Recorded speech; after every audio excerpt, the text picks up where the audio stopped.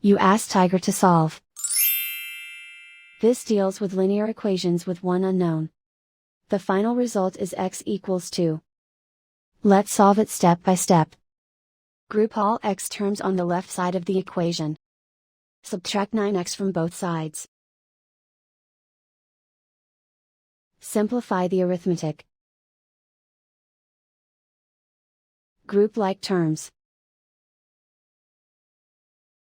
Simplify the arithmetic.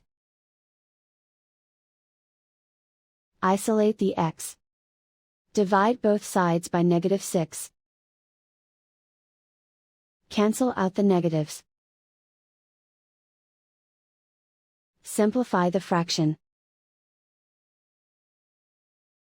Cancel out the negatives. Find the greatest common factor of the numerator and denominator. Factor out and cancel the greatest common factor. And so the final result is x equals 2.